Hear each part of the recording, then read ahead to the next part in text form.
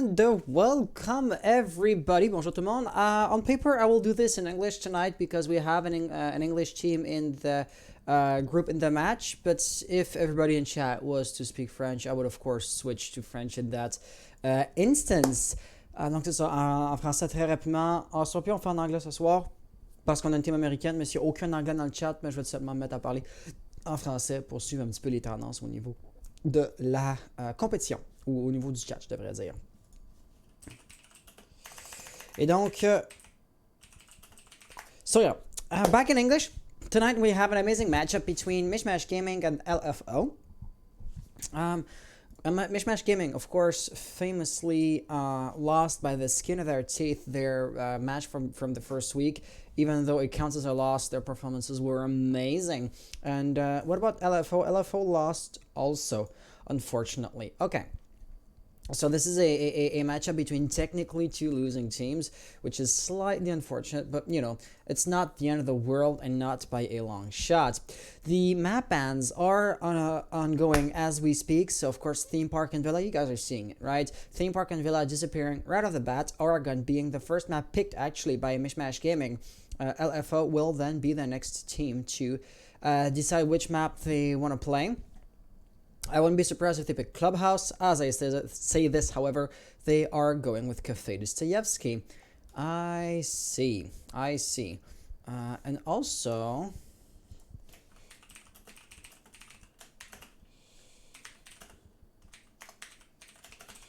if you guys want to input your own personal, beliefs into the game, you can just let us know who you think is going to win that vote, or who do you think is going to win the match of the best of 3 tonight, and then we can display the vote on stream, on screen in real time later on. LFO will be picking defense on Oregon. MishMash Gaming now are going to be basically making the same choice regarding Café Dostoyevsky. No, regarding Clubhouse. Oh, that went by pretty quickly. Okay, so as a quick little reminder, there is going to be Oregon on attack for MishMash Gaming. There is going to be Café Dostoyevsky as attack. Well, MishMash are attacking the entire time. That is going to make things somewhat easier, if I do say so myself. So, without further ado, let's just jump basically right into the game. Except my Uplay services don't seem to be working. Wow, let's just take a look at that.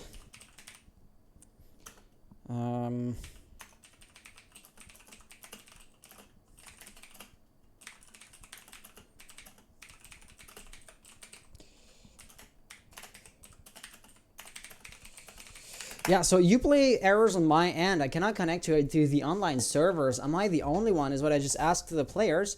It looks like I'm going to have no choice but to basically restart the computer. Or not the computer, rather. Restart Uplay entirely. Might as well. That could make things slightly easier. Yeah, exit that. Don't restart the game because I want to properly kill that program. And now we can just restart it. Yeah, tu peux débrancher la souris une fois que tu passes derrière parce qu'elle est branchée de l'autre bord. Yeah, that is the sound of me losing a mouse in real time. Yes, exactement. I'm gonna just pull on the mouse so you can see which cable we're talking about. Okay, yeah, and in the meantime, I suppose you guys have been voting somewhat regarding who do you think is going to win it out. So let's just see what you guys are, or who you guys are rooting for. 3, 2, 1, let the transition play. If it was to work properly, there you go. It always. Okay, yeah, and when the girlfriend is all. That has not been updated? What? What? How come? MishMash Gaming against LFO. And the images, it's only the images that have not been updated. Got it. Yeah, still annoying, still unfortunate, but it's not the end of the world. It's as easy as simply refreshing the cache of the current page, which, I mean, I shouldn't have to do, but there you go. And now, MishMash Gaming do properly have basically 100% of the popular votes. Is it going to go this way? Remains to be seen, but for the time being, you guys are quite intensely voting for MishMash Gaming. My last question is, do we have only like one vote? Or are they multiple people voting for MishMash altogether? No, it's just the one vote. So it's nothing too major here. What are you looking for? Qu'est-ce que tu cherches? I don't know what the girlfriend wants, but it was not in my pocket. Okay, yeah. After having restarted the game, now I am connected to the online servers, and therefore we will be creating the private match. Central US is our server created as a spectator. That's the way we want to have it.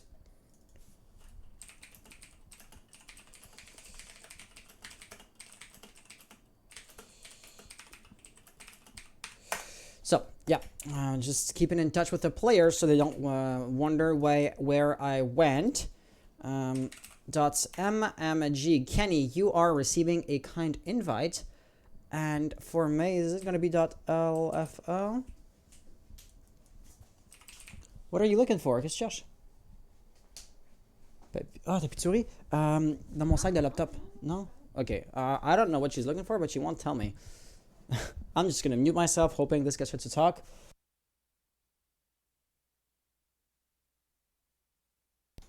Okay, well,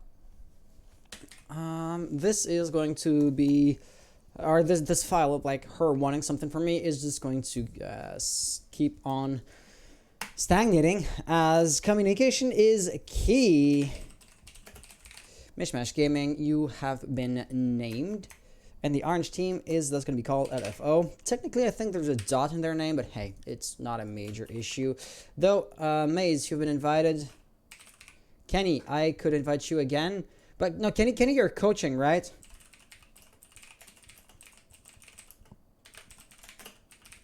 Who should I invite? There we go. Okay. Okay, no, maybe Kenny will be playing after all, or maybe he's just like joining to invite his teammates and then he's gonna back out. Remains to be seen. But at the very least, he is now here. Amaze, you gotta join in as well. Maze just got the invite. Okay, yeah, so you're still looking for something. You gotta tell me what you're looking for. I can't help you without if you're not communicating with me.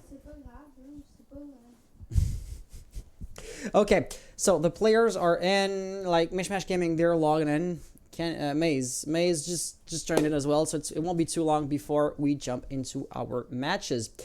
What I wanted to discuss was our map. Oregon will be the first one, Oregon being this one, and it's a map that is somewhat light on verticality, somewhat light on blindly rushing. You know, aggressive rushes don't work too great on this one. I mean, it never is a go-to play style at a higher level of play, but still, this is the one where rushes rarely work, if ever.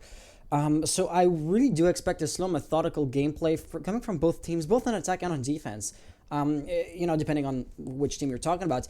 MishMash are really well versed into this kind of play style. The 20 seconds meta is something they are not necessarily known for. It's not their bread and butter, but they're still fairly proficient in it. Hey, Tony. And Tony is saying hi.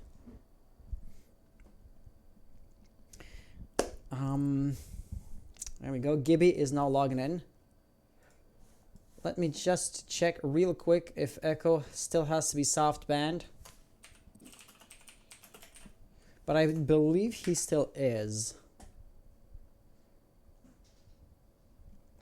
Yo, Munchin. What's up, Maddox? We banning Mozzie, you know that. Yep, there's still an issue with Echo. Bro. Don't ban Mozzie, bro. Alright, so guys, you know the drill. Are you ready to go? Are your mosses ready? Yeah. Oh, give me a sec, I didn't start my moss. Awesome. Yeah, can you asking 1 minute? That is perfect. We'll be good to go pretty quickly now. So, LFO, if I was just to present both teams a bit more, furthermore, MishMash Gaming as a team, they are really well organized. They are representing a pretty big and well-established org. I mean, not Pro League level yet, but a really professional and really stable org. LFO, on the other hand. Okay, so Munchies, you said you're ready to go, right? Yeah, I started my mass. Got it. So LFO as a whole, are you guys ready? Yep. Yes. Perfect. Mishmash Gaming, are you guys ready? Yeah. Awesome. Well then, guys, you know the drill. Good luck, have fun, and may the best team win. Good luck. Have fun. Good luck, have fun. And without further ado, let's jump right into this. Mishmash Gaming. So, hey Tyler, how are you doing? Saying Dirty has decided to leave the team. Oh, that is unfortunate. And that kind of throws a little wrench into what I was saying. Hey, they're a really stable and rock solid team. Hans Echo Band, yes, for the time being, he is still going to be out of play. I see you walking back and forth, looking for something. But if you won't tell me what it is, you're just going to be keeping on looking around. It's okay for me. Okay, well, if you want to just, like, I don't want to say waste your time, but if you just want to keep on looking, be my guest. What do you want? I have nothing. I don't know what you're looking for, to be honest. Okay, sorry guys, that's the girlfriend being distracting. Not that I mind, but yeah. Oh, wait, the ban was on the other operator. Thatcher, and then there was a Kali ban. So both operators really overlapping over one another. Give me a second.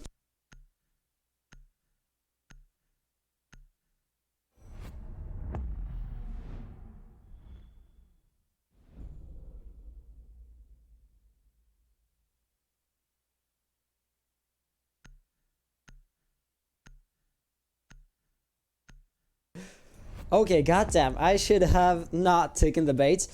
I know you guys are here for the match and for the show, so I will make this quick. Girlfriend is after my money. Wilma has been banned. Mirror has been banned, and yeah. So I'll just update this to add the operator bans in the overlay. Yeah, Tony is kind of back. That is awesome. On the other hand, you know, Mishmash being the rock solid team, LFO, their name kind of does say it all, right? They are pretty much looking for an org. Oh, also, let me just open up OBS so we can record the replays. They're looking for an org, and this would kind of present them or make them look like a more disorganized team. Their performances are likely to suffer somewhat from the fact that they're not as well, I want to say, set up or as well. I don't want to say prepared because it would imply that they didn't do their homeworks compared to Mishmash, and I can't know that at that point in time. But you know, they don't have like a proper coach, proper, you know, organization around them to help them out or to help structure them, basically. And to some extent, it is my understanding that they're playing here in hopes of being recognized, spotted, and then, with any luck, being integrated into a well-established org to basically will fulfill the looking for org name that they're having. LFO, of course, will be defending first on each and every one of the maps that we're going to have tonight. So that is going to be, just as a quick reminder to you guys, this map right here, Oregon Cafe, and if we were to have an overtime situation, we would then go into Clubhouse. And to be honest, I'm quite surprised. Clubhouse being one of the favorite maps in the entire game, it being like picked or not picked, it being dead last is somewhat surprising, but hey. Other than that, you can see that there's a fairly mobile defensive setup here, but I'm not really talking about roaming proper, just in the sense that nobody here seems to be a static anchor like Mera would be, or like a dog would be. Maze is arguably he is the heaviest character here, and he is going to be locking down basically the freezer area, but that in and of itself doesn't mean too much. For the time being, Munchies really is the first line of defense, and putting a smoke on the front lines is somewhat odd regarding or considering how vital his gadget is in the late stages of the round, but hey, to each their own.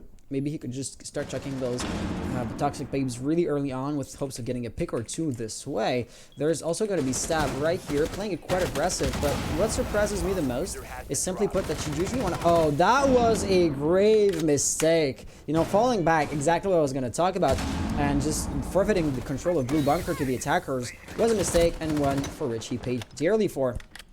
Maddox is going to try to keep their roll going, but that didn't work out so as well as he wanted to. After all, he lost. roughly 2/3 of his health. Still alive, still very much, you know, guns blazing and all. But if you want to play the War of Attrition game, you are likely to lose it at this point. Tony, however, is not in a similar situation, so he's in a really good spot to just keep on pushing in. That flash grenade is likely to be really hurtful. Munchies is going to fall face down, and that leaves us with a 3v4 situation. Kenny just died to Maze's hand, and that nitro cell is going to do absolutely nothing. But that rush is good.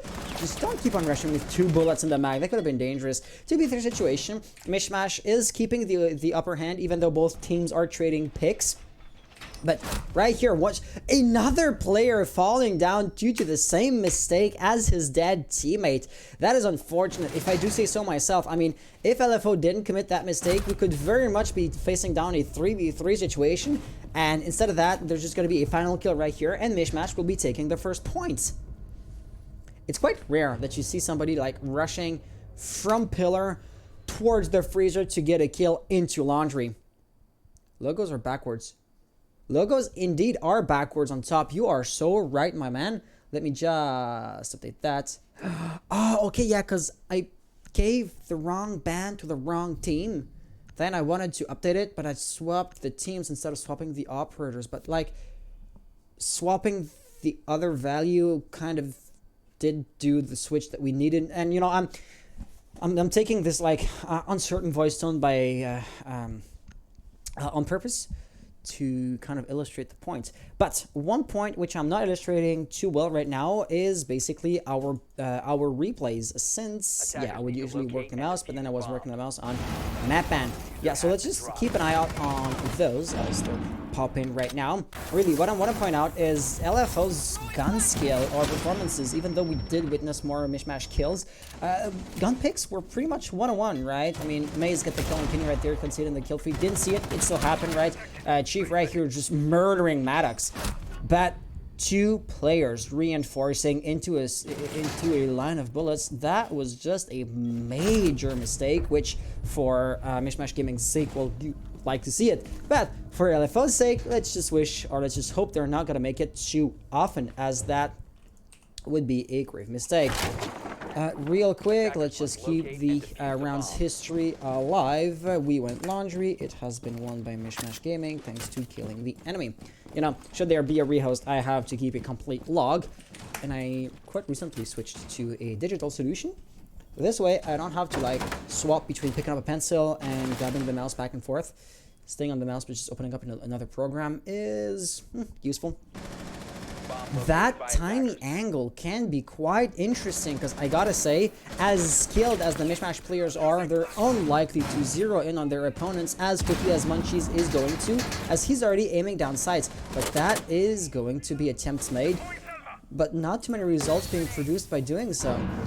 All in all, maybe Munchies isn't as efficient as, you know, I thought he was going to be. And that is a Selma charge, of course. That shield is going to blow up, and it's going to blow big. So he's pulling back. Oh, and a wallbang could have technically been possible in Maddox there. Or was it Maddox? Yeah, it was Maddox. But luckily or unluckily, depending on who you're rooting for, that lucky wallbang headshot did not quite happen. There's a smoke right there, though, and he is unaware of Munchies' close proximity. That could be quite dangerous. The advantage of surprise is not to be underestimated, but then again, Munchies would have to jump on the opportunity at the right time. Being like, exactly who is it? I'm not sure. Maddox, Gibby... Well, somebody by the pillar is just watching... yeah, it was Maddox. Maddox, right, you're watching the angle. If Munchies exactly like I was going to describe, if he was to peek him right, well, he's aiming down sights. He's not going to survive. Neither did he actually survive. Leaving us with a 2v4 situation, somewhat reminiscent of the previous round. However, so far, first and foremost, LFO do kind of seem to have a better grip on OBJ, generally speaking. Still not good enough to defend to prevent the plant of the diffuser. And second of all, the unfortunate thing is they didn't commit a major mistake like they did last time, and yet we were seeing a 1v4 situation. So both teams kind of learning how their opponents play during the last round. This time LFO, of course, did not, you know, drop the ball. But MishMash, thanks to their learning period that was round number 1, were able to outdo themselves compared to last time. And that learning phase, of course, or if I was to put it another way, and those facts they learned about their opponents are, of course, going to keep on being pertinent for the upcoming rounds. So that could be somewhat worrying if you're an LFO fan. We're still in the very early stages of the game, right? So at the end of the day, nothing is set in stone. Nothing is too dramatic. But those round endings would be somewhat worrying in the sense that MishMash didn't just win thanks or due to a lucky wallbang or due to a lucky shot. They were able to get or to gain a fairly substantial split, you know, manpower-wise and all that good stuff. So that kind of could indicate a gap skill-wise between the two teams that should keep on going, or that should be repetitive for the remainder of the game. Assuming those early rounds are anything to go by, of course. LFO can still learn and can still outdo themselves, can still pull out a new strat. I just want to underline that we're not going to go to the top floor. You know, bunks would have been the expected area to defend, so they're likely to be somewhat surprising in that regards. MishMash Gaming are, well, usually I would say they're going to be caught off guard. They're going to have to use a composition that was likely meant to attack the top floor and kind of shoehorn it and make it work into a different bomb site. But looking at their composition, heavy hard breaching capabilities might not be the most important ever, but they're still going to be, for example, the attic area where Stab is right now, of course, right? Reinforcements and electricities all across the board. That is going to be Gibby, Maverick's favorite. You know, he just destroys the batteries, and Maddox then can have a field day shortly thereafter. It does not look like this is going to be their intended path of destruction. We are instead going to come through dining hall and go into the kitchen this way. Quite aggressive, and there is Munchies right here holding a tight angle from security. Of course, his back is going to be safe as long as that castle barricade is still up. But I was gonna say Kenny could just come in through that doorway, or that window, should I say, and that would be a bit quicker, a bit more discreet. But he didn't do that. There's also a silhouette above them. That is indeed going to be stabbed. So of course, if the attackers, if MishMash were to just rush in through the door, it would be a death sentence. But they're not that careless. They're not going to just rush in blindly. One thing at a time is the name of the game here. For example, Tony knows that Stab is here, and Stab has to be fleshed out before we can actually commit to a push. Stab, by the way, is also being supported by Maze. So both, you know, it's like a triangle of cross angles here that Tony, Maze, and Stab are holding. For the time, it's going to be a face-to-face firefight, and Maze is going to get the first pick, thus getting the first blood, the opening pick for LFO. But he is not out of the woods yet, as Kenny and I believe, going by the gun, it was also Gibby. Kenny and Gibby are working on flushing those pesky roamers out.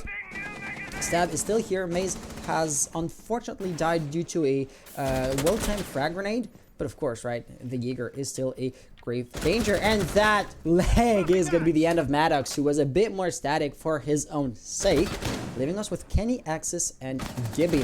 So frag power-wise, that is not going to work out either. Stab is just on a roll, leaving us with Kenny in basically a one-to-one situation. As Axis is just, yeah, he's watching the hatch. Dropping down is no longer an option, but he's not actively helping out. Not that Kenny needs it, as he's going to get a nice pick right here. So 2v3 situation, still somewhat of a disadvantage, but not as intimidating as a 2v4 would have been, or was a few moments ago. 28 seconds on the clock. You're going to have to funnel in pretty quickly. You can still like drone out or think about what you want to do, but just once, right? Hesitating is going to be a death sentence at this point.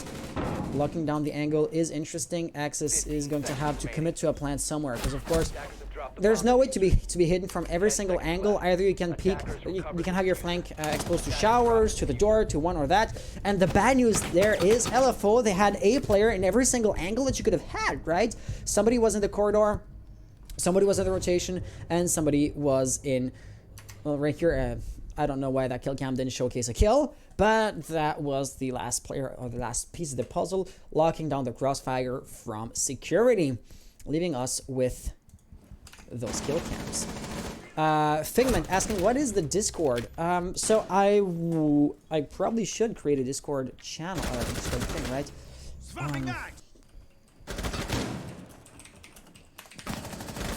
Yeah, you guys are, I just received a message from a player from another match that is due to start basically right now.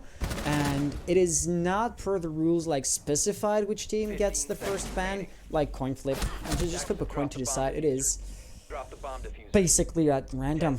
Okay, yeah. So as far as a Discord link is concerned, let me just create you a link right here. There you go. However, we are running the league on Gilded this season. Gilded is basically a Discord-like competitor, but the difference is it does more than just Discord, in the sense that Discord only has like text and voice channels, whereas Gilded has bracket managements, calendars, streaming channels. It has document channels, a few different things like that. Give me just half a second. We went meeting and kitchen won by LFO thanks to outgunning their opponents. Yeah, so it's like it's a Discord-like it's a Discord competitor, Discord-like platform, in the sense that, of course, they're direct competitors, so it makes sense that they do share some resemblances. Resemblance singular, and this is where everything happens this season. Our Discord server, I hate to admit it, is kind of sleeping down. That's a French expression. I kind of translated word for word, but nothing is happening, as you know, everything moved to Gilded, and therefore people are kind of leaving it, which is unfortunate. Munchies right here was roaming. We saw him, right? We witnessed his movements near the ends of the preparation phase. He made his presence known, and he maneuvered himself in a cul-de-sac. There's no way out but the way which from where Axis' drone came. Buck is helping in creating possible rotation holes, but still, he is badly pinched, and given enough resources, there's no doubt in my mind that MishMash will flush him out. At best, Munchies can get a kill or two, but he's already low on health and hasn't even, you know, hit any enemy before. So, what can he do? Play for time at this point. Even try to flee. He is going to inflict some amount of damage on Buck, on Kenny, but nothing too major. And Maddox is going to get a double kill at the very same moment. That is huge, in the sense that, you know, had a 2v5 situation, Chief is going to get a first pick for his own team. But still, the numerical disadvantage that we have for LFO is impressive and intimidating. There's no doubt in my mind that the defenders here are feeling some mental pressure or some stress, simply due to the overarching situation, the current situation. Nonetheless, they still do have a fairly good grip on OBJ itself. Not that MishMash couldn't get the diffuser planted under their nodes if they decided to, but it wouldn't be an easy feat, or it wouldn't be, you know, a given. Looks like Kenny has just touched the electricity. I saw his health go down, but of course he wasn't getting shot at, and the amount of damage he took was minimal, leaving us with 54 seconds to go. At this point, playing for time is going to become more and more viable by the second, literally. But at the same time, pre-fires here are not going to work, unfortunately, leaving us with Chief, last player alive, 1v4 situation. And, you know, he is an SAS operator, but he is no smoke. Oh, that runout is dangerous, but of course he had to try something, as allowing MishMash to just encircle him was not going to be the best idea ever. Gibby thus getting a final kill cam, and that is going to produce a 3-1 split, 3-1 scoreline, which is altogether, especially considering that MishMash are attacking, a pretty good start. So let's go with the replays. Yeah, replays from last round kind of didn't delete, so I had to guess which replays were from this one and which were from the last round. I'm sorry. It seems I have failed in that regard, as we saw the final count from the previous round. This one was Dorm's MishMash winning thanks to having killed the enemy. There we go. Okay. Astral saying the FPS weren't amazing. Yeah, no. When I'm working on the mapan.gg webpage to keep the history, the round history up to date, I then tend to, well, the FPS goes down to 30, but as soon as I come back in, it jumps back up. It's the kind of thing you wouldn't notice if I had, like, a dedicated observer or producer, but we are limited by our resources here at DAL. This is technically only our 3rd season. I mean, it won't be too long before we are properly, like, a year old. But our resources still are limited. Like, we're nowhere near as well established as, say, ESA or Siege Carnal League, or hey, the MishMash Gaming League. Yeah. Quick shout out to them. as they are, I would pretty much say the go-to league if you are an Xbox or even PS4 player or a PS4 team. MishMash really does have this kind of market segment locked down, and that is going to be Tony trying to destroy probably bandit batteries or arcade electric claws. And I gotta say to that, you gotta toss the electric claws near towards the ceiling, as that would prevent them from being destroyed with such an ash breaching charge. Because I mean, it is really brilliant. Tony isn't even setting foot in the building itself, therefore limiting his exposure to potential roamers to a damn maximum. But he did not manage. Well, he did manage to destroy them, but he wouldn't manage to destroy a electric claw that's been tossed fairly high up. So that's all I gotta say. Gibby here is not gonna be. Well, it's not exactly floor is lava, but the game is called Wall is Electrified, and he is going to fail. Partially lost to, you know, a sliver of health. Nothing too major, but still. I saw his health go down, and I just wanted to see what exactly was happening as we are looking to cast and to spectate those potential kills. Speaking of potential kills, Munchies walking back up those stairs, being quite passive about it. Of course, you know, he has to stay passive to not make too much noise, but he's just gonna potato that, and it is extremely unfortunate because he had a potential double kill there, and he just blundered everything. And that was Smooth trying to use the distraction Munchies created to his advantage. That didn't work out too great. Munchies getting a kill, but getting absolutely murdered as he falls thanks to the Nomad's air jab, and of course he was being encircled. So yeah, MishMash Gaming now with a 4-to-1 split, 4-to-1 advantage. That is becoming somewhat worrying if you're a LFO supporter, as once again defending is supposed to be the easier side on this map, and they're having a hard time to keep things going.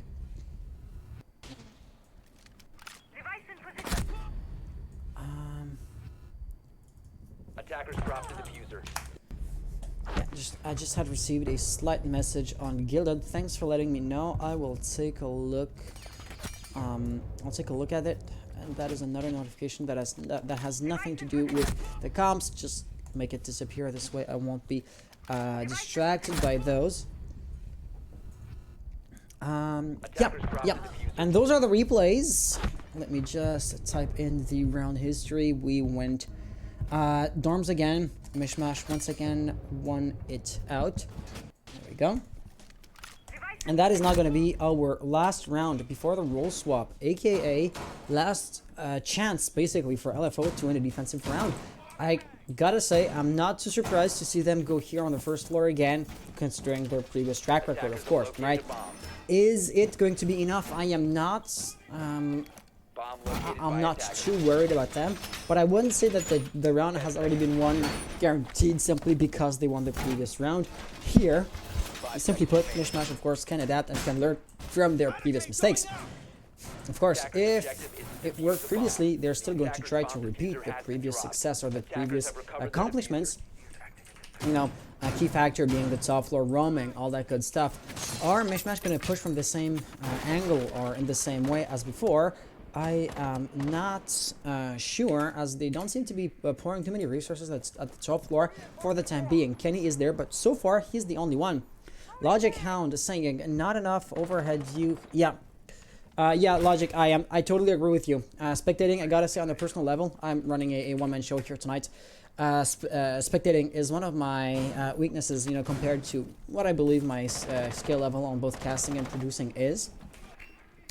But I do take that criticism at heart, because that's what allows me to improve upon myself. Thank you very much. Yeah, so for the time being, let's just take a look at this right here. A few top floor roamers. Oh, Maze is just having a hard time destroying that drone. That's unfortunate. And of course, Stab is already more or less pinned down, as Gibby is going to be right here. Watching a cross angle, of course, not committing to a push, doing so on his own would be dangerous. Kenny is also taking some amount of fire. Tony is right here helping out, so they're being pushed back slowly but surely. Maze right here doesn't have the best gun in the game. He's still gonna manage to get a first kill, and that's gonna be another one thanks to Stab technically, but hey, it was a team effort, and that is basically going to be an entire arm of the push being shut down. Gibby is still here, but if two attackers working together couldn't do it, you know, with all the resources they had at their disposal, Gibby on his lonesome, not exactly an entry fragger, is unlikely to get too much done. The grenade could have been a nifty trick up his sleeve. Unfortunately, there was an ADS device right there. Leaving us with Axis and Maddox, you know, the two operators playing OBJ. Maddox gets a nice kill. Munchies has to come back. So he is working on the kitchen corridor here. Could easily go into A or turn around and go back to B. Oh, but there was somebody right there. The foot just didn't quite poke out, but he was entirely aware of his opponent's positioning. Unfortunately, the kill itself isn't going to happen. Ace is low on health, but, you know, still alive is what it was really matters at the end of the day. Leaving us with a 2v4 situation. The attackers, MishMash Gaming, are once again kind of in a disadvantaged situation. That grenade is going to be tossed. It would have been perfect if it was to happen before Ace actually got the previous kill. You know, if he was still there, which he no longer is. Axis can be quite useful, you know, as far as flank watch is concerned. 25 seconds remaining on the clock. It wouldn't be the right time to be distracted by your roamer, but that will not be necessary, as LFO don't need to resort to this kind of trickery to win their rounds. After all, if you are able to get a kill in a face-to-face firefight, that is all that you need. Okay, so this was it for the first half of the game. MishMash Gaming, of course, having a 4-2 you know, advantage, and that is going to help them out tremendously now that they're going to get a quote-unquote easier defensive side. We win meeting hall and kitchen. LFO won thanks to having killed the enemy, and that is going to be it for the first half. What I really do like to underline, whenever there is a role swap like this right here, are basically at the half-point mark of every game, is the fact that different teams will have different play styles or will have different answers to solve the same issue or the same problem, right? So what kind of operators will MishMash be bringing to the table that LFO didn't present to us? Real quick, it seems to be operators we saw before. Did we see a castle on the top floor? No, because he was only present when the defense was attempted by the kitchen area. But it's, you know, still a playstyle that we've seen before. For example, if we were to have a Dokkaebi making an appearance, or a Matsu, or, you know, a dedicated roaming crew, say for example, I don't know, never seen this before, but imagine there was to be a pulse and a vigil roaming together in tandem. Alvin asking whose map is this? This is MishMash's map. The next map, Cafe, will be LFO's pick. Yeah, Pandaru, you're correct. You're correct. So yeah, right here, I do gotta say, I like what they're trying. For example, right here, it is by no means a foolproof strategy, but, you know, combining the jammer with the castle barricade and the deployable shield here, it should create for an interesting challenge. LFO will not be able to just walk right into the master's bedroom and then get the hard-reaching phase done, right? Ace isn't gonna get those Selma charges just tossed down, and he's not gonna destroy the reinforced walls that easily. Maze on the roof can, of course, jump down wherever he wants. Big window, master's bedroom. It is going to be master's. Ace right here is going to be facing against a nasty surprise. You know, that's the big problem. An ace or a Hibana could quite easily, you know, open this up from afar, but thanks to the castle barricade, it's not going to be as easy. So if you have to walk in and try to knife the castle barricade, Axis is going to be there to deny that. A potential flaw in that setup is going to be the Zofia. She could destroy the castle barricade from afar and then basically recreate the initial playstyle that we were looking for. But for the time being, it has to happen, as Stab is going to get the first kill on Maddox. So LFO do have first blood in that round, which is somewhat encouraging, but it's by no means, you know, the end-all be-all. You cannot already say that LFO have won the round simply because of that first pick. So A's right here on the balcony, still kind of waiting for something to happen. Kenny's gonna get a kill on his own, and Gibby's gonna get... I'm just missing everything here. Okay, so right here, Kenny is in the big tower, getting a nice kill there. That's gonna be an entire arm to the assault being shut down. LFO did have the earlier advantage, but now this is just falling apart.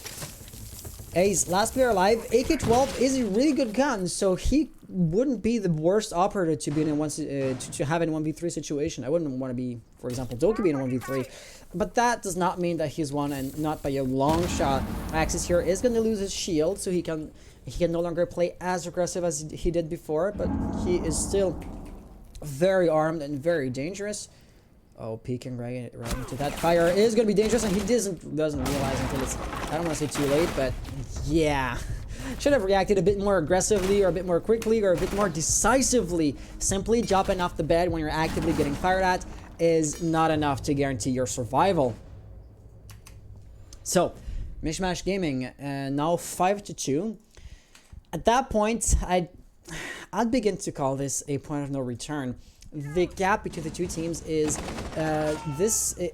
important enough that I don't realistically expect LFO to be able to mount a comeback. The hill that I have to climb is simply put too steep for them to have a reasonable shot at climbing out of that.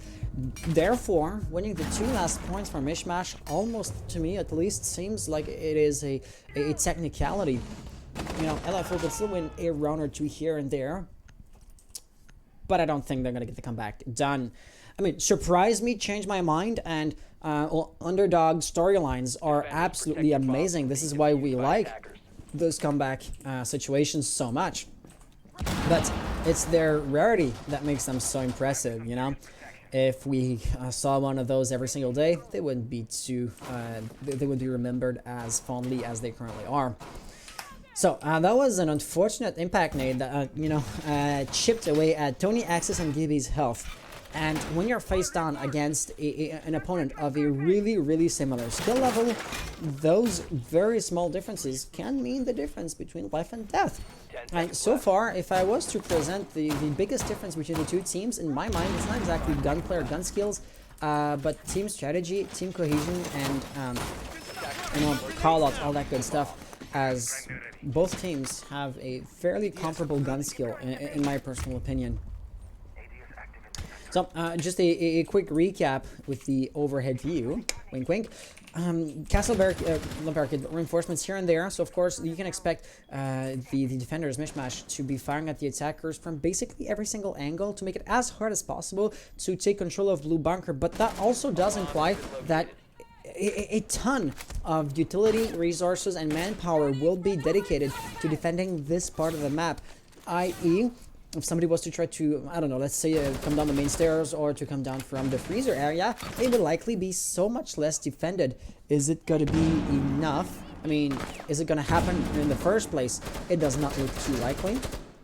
That if LFO were to be able to successfully drain their opponents out, it could maybe work. Wasn't there an ADS device here? They were, but they got eaten up. Got it. And Kenny here is just going to burn to death thanks to the explosives being used. Chief, you kind of earned that kill here. But now we are funneling in. Is it going to be enough? Not everybody makes it out alive, but that reinforcement is not there. You know, that's what usually Kenny would have done when it came time to basically bail out. Couldn't do that. Therefore, you are now facing an obvious opening. I saw Maddox also trying to sneak up on the attackers. Pre-fires are going to be attempted, but of course he's not going to peek enough to be able to lay down accurate suppressing fire. Therefore, no kill will happen. And even though LFO have the numerical advantage, they seem to be on the offensive and they seem to be making some progress. They're not exactly just funneling into the objective, right? MishMash's defense, though it's being chipped at slowly but surely, is not collapsing altogether. So it's still entirely doable, but that was until Tony just ran heads down into that line of bullets. Unfortunate, but that's the way things are. Ace is planting the diffuser, has been spotted out, but that would be dangerous if you're not aware of your opponent's positioning.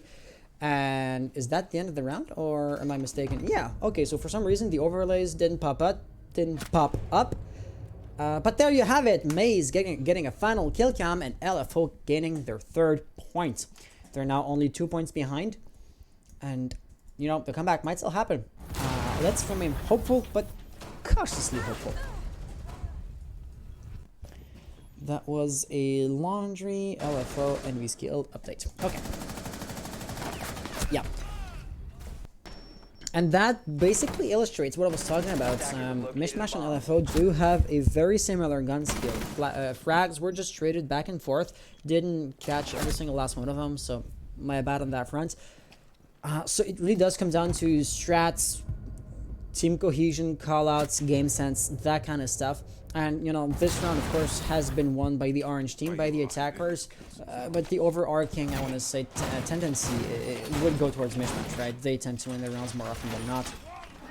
So, since this last defense, from, you know, MishMash's perspective, was a failure, they're going to try to do basically the same thing, but without committing the same mistakes as last time. I.e., let's just reinforce those walls. Do not go for the extended hold. And played a bit more passively, a bit more turtle-like, and that is exactly why all 4 of those walls will be reinforced. The you know, lower half or the lower section of the wall right here will also be blown open. No way for an attacker to just sneak through and find 1 or 2 cheeky kills before the advantage of surprise, before the jig is up, basically. Access, okay, so he's on the cams right now, but a Maestro can also chip away at the attacker's health, can also be a major headache if you don't have any, say, Zofia charges left, because she is more or less going to be the only attacker that can take him out. Sama charge wouldn't go up on a wall, and Chief would have to be within knifing range, which would be very dangerous considering that, you know, defenders with proper firearms will be roaming out and about. So, all around, there is going to be a fairly similar opening move made by LFO. This time, of course, they're not facing nearly as much resistance in the early stages. Axis tries to present that resistance, but it's not going to work out too great for him. And, you know, by the nature of his kit, you do not want to lose a Maestro first thing into the round. So he's going to be playing a bit more passively from now on. A Nitro Cell was the end of Maze. I gotta confess, though, I didn't exactly see how it was tossed. Probably through Chief's opening. That's what would make most sense to me. And that is going to be the same trick attempted a second time. This time with a double kill, actually. Is that going to be a flawless round? It is not going to be. Munchie is low on health, but still very much breathing. Thing is, he has the AUG, so it's not exactly the best gun, or I do personally believe the G3 is better. Greater, you know, rate of fire, a bigger mag size is going to make the difference in a 1v4 situation. You're likely to face against 2 or 3 attackers at once. He cannot go for the knife. He cannot destroy the Banshee there, of course, right? And if he wants to peek, he's going to be so much slower. You know, attempting a push from that angle seems to be a foolish endeavor. He realizes that, therefore, he is just going to rotate out. So, bunkers it is going to be. Maddox right here. Hard, right? Yeah, it seems like you knew, but knowing isn't enough when you're faced against a dangerous Maddox, especially considering how low Munchies was. Maddox didn't even have to peek, didn't even have to reveal himself. Could have just used an impact nade and stayed safely behind the doorway, basically.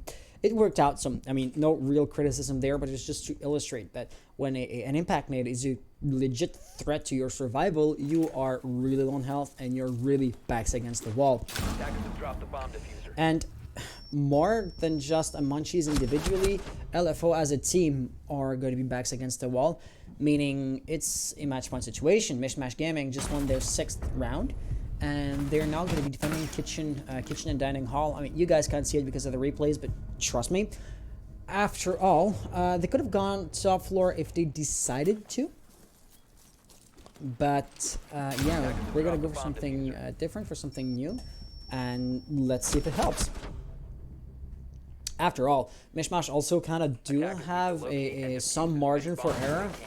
You know, by that I mean they have a 3 points lead. So if they were to miss out on 1 or 2 rounds, it wouldn't be the end of the world. You don't want to let LFO come back, of course, right?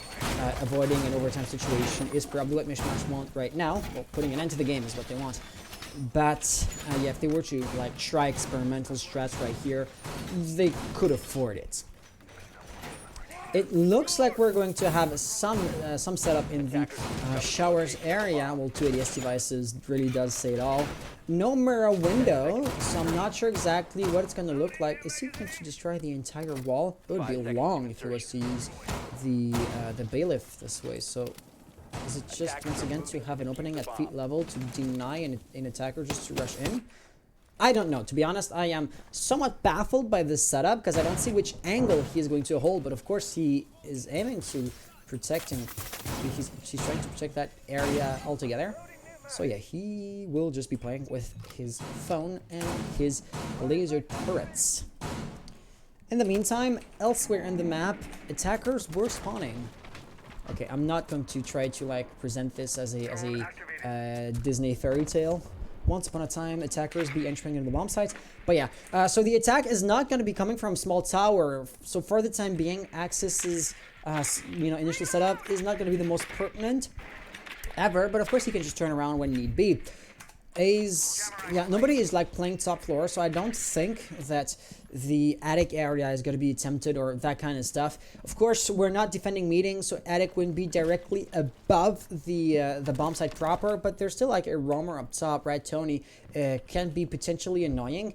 Therefore, inserting through attic to have a foothold on the top floor might be a potentially interesting idea. Still, it's not going to be the case here, so we're just talking hypotheticals. In the meantime, Stab, I never know which letter the X is supposed to represent, is going to be funneling in. He is not ready whatsoever for that firefight. And there you have it. Maddox is going to get a nasty kill. And he almost was looking at a run out. That's not going to be the case. Kenny receiving some amount of damage. Couldn't tell you exactly who hurt him. Probably Chief. Yeah, it has to have been Chief. Munchie's right here looking at the other staircase just to make sure that no roamers come back down. But the real danger would likely be A's, as he, I suppose, could have opened up that wall. Oh, Chief is going to do that. Grenade is going to be tossed. But yeah, you should have drawn out before, because tossing out nades at random, of course, is going to produce random results. And in that instance, they didn't know where Gibby was, so they didn't toss it exactly at his feet. Luckily for LFO, Ace has kept a Selma, and unluckily for them, there is a mute jammer right here. Nothing that Chief cannot take care of, but it's going to cost them a precious few seconds. And time is slowly but surely running out, right? There's only 35 seconds left on the clock, and we've barely begun to attack the objective as a whole. Of course, every 5 defender is still up. That means that roaming capabilities have not been, destroyed or have not been limited whatsoever. That's going to be the attacker's first pick. He's going to be looking for another one, but dropping down instead. Still looking for that nasty jammer. It's like right there, but he just cannot find it for the life of him. So it's gonna have to be a push from the corridor. Of course, Ash is just going to feel right here. Ace apparently seems to think there's still a roamer out and about. That's not going to be the case. And there you have it. It kind of feels to me like the ending was a bit of a nothing burger because LFO just didn't push. But hey, you have to live with the limitations that the timer, that the countdown is going to impose on you guys. So there you have it. Maddox being MVP for his team. Ace saying GG. Maddox and Kenny both being top fraggers. Let's just export that and minimize it real quick. It drops down pretty quickly. And right on the other team, we're having difficulties to keep a positive KD. To be more specific, no player on the LFO team had a positive kill to death ratio, which is going to make things, awkward for them. If you cannot get your kills, it is very unlikely that you as a team are going to win many rounds. I mean, the only real way to win rounds without killing your opponents is to like get the diffuser planted. But that didn't happen once, if I'm correct. Yeah, of course, guys, if you guys want to have a 5-minute breaks, do take your time. We are not stressed here, so... it is currently 26, so let's say we start at 8:30, 8:32. Alright, thanks. Awesome. So yeah, if I was, Alvine, I am going to run directly towards Alvine because he, even though he doesn't speak too great of an English, I'm gonna have to translate. He is an amazing analyst, so I want to get his insight on that match.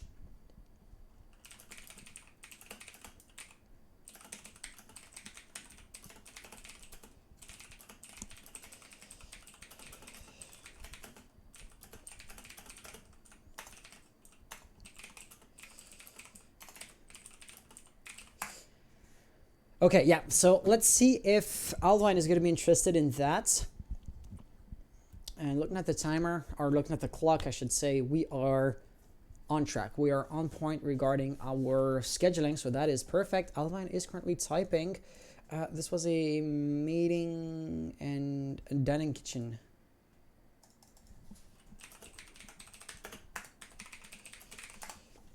MishMash won it by... time or killing, I believe. No, by time. Update that, update, and they have their point. Yeah, so Alvin didn't exactly witness every single round, so his analysis might be partial considering he's not going to have access to every single piece of detail there is to know about the game.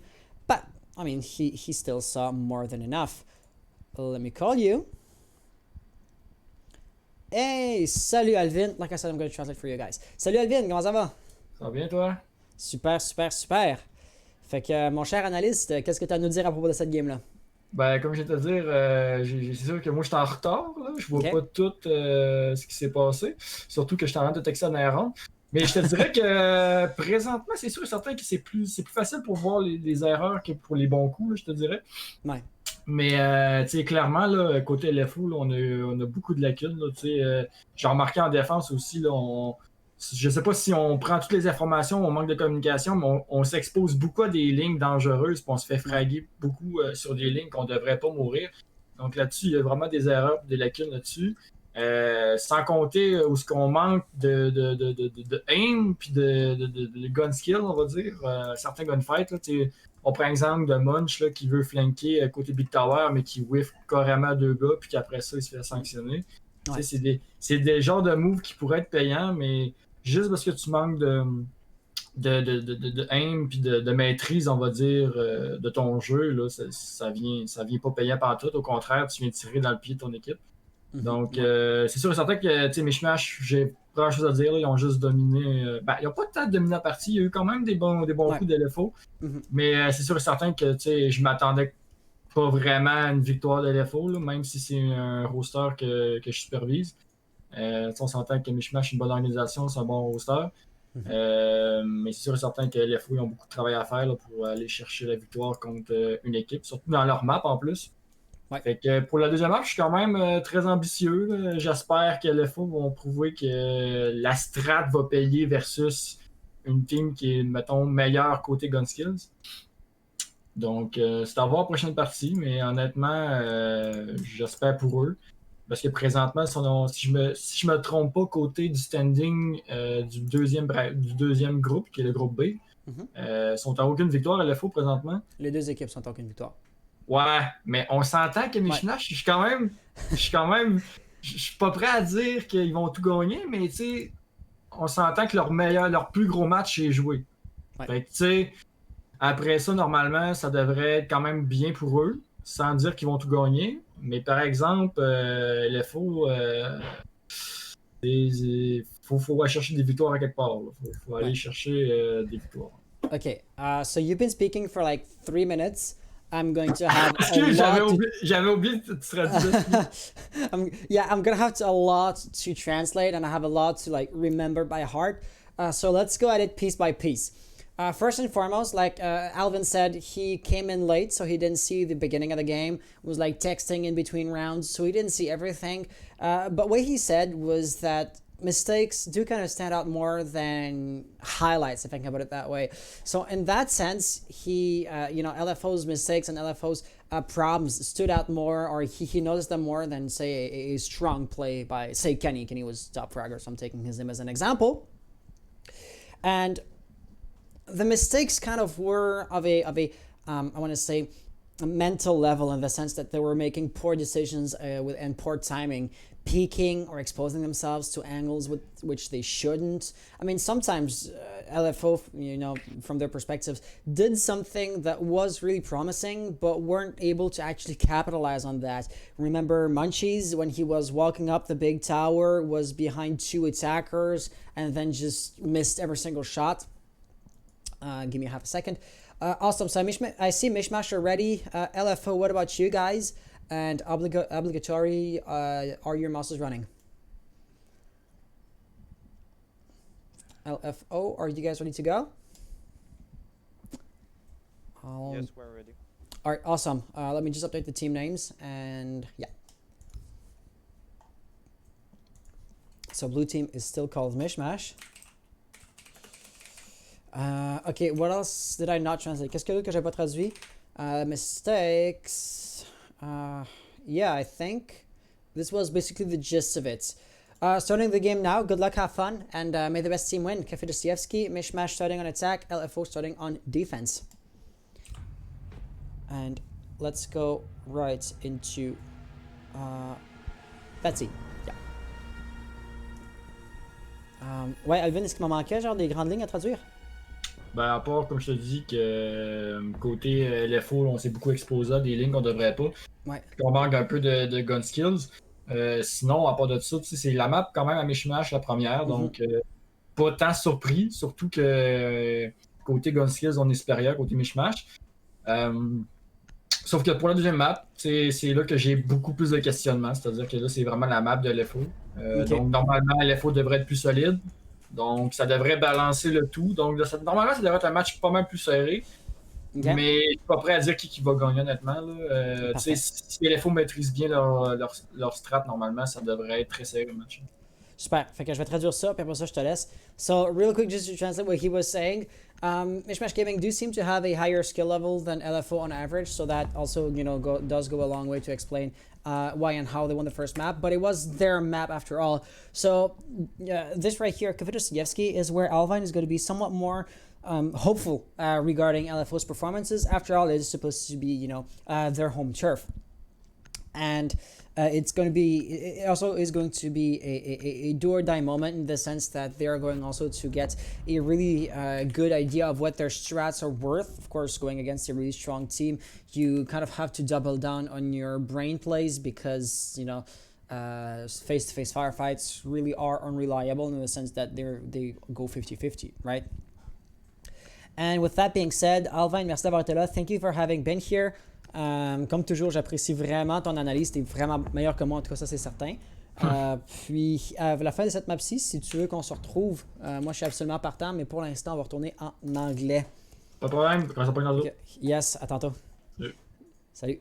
So, what I said was, Alvin, I do love your analyst skills and job, but we're going to jump back in English now. And of course, his English, unfortunately, is not up to a casting level, which is why we are going to link back up with him after this map so he can also, you know, give his opinions on the match that we're about to see.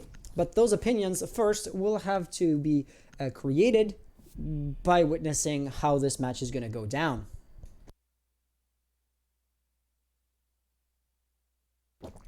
I do gotta say, LFO are not absolute noobs, they're not playing as absolute beginners. I mean, nobody expected them to be honest. But what I do mean by that is that they're adapting themselves or their playstyle to the map or to their environment. An easy example is simply put that they are going to be bringing a Valkyrie to the table. It's an operator that we didn't see once on the last map. Simply put, you know, intel isn't too important on Oregon. But it's going to be somewhat more pertinent here. So, Maze, yeah, the Valkyrie cameras are not going to be placed here. Okay. Yeah, I'm sticking to his perspective to see if he, like, tosses a camera beneath a desk or, you know, beneath a chair. Because we wouldn't see it in the overhead perspective. But for the time being, he's just reinforcing walls. Of course, those walls do have to be reinforced and all. But, yeah. There's going to be an evil eye right there.